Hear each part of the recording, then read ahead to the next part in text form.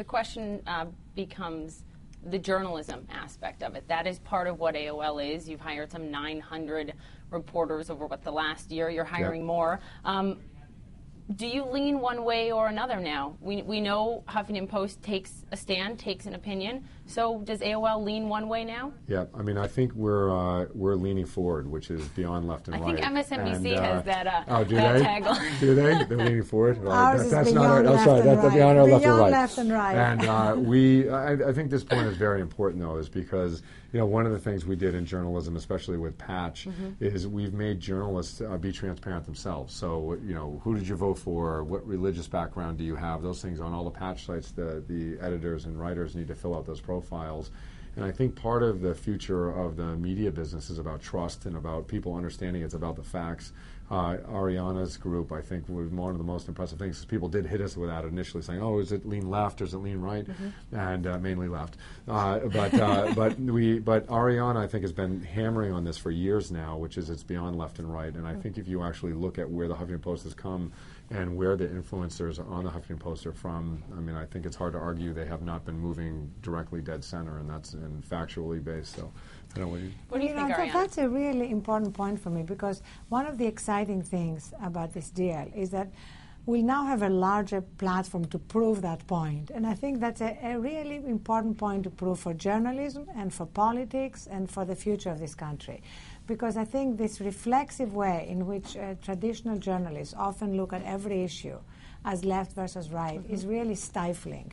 It makes it much harder for us to solve problems.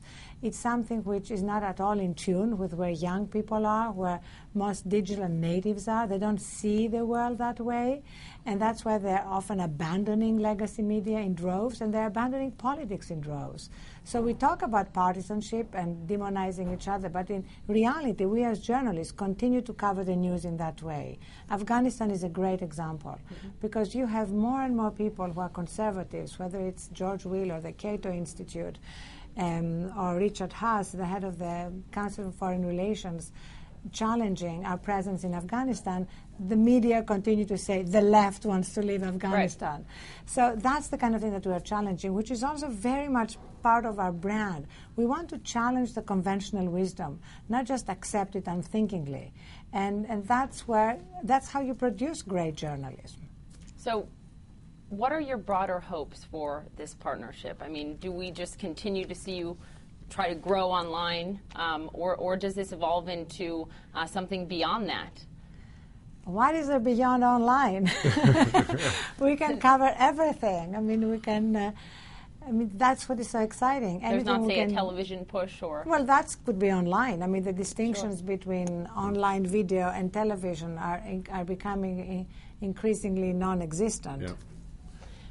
Just quickly, I mean, I think one of the things, there's probably 3 different spectrums we've thought about in the future for expansion. One is international.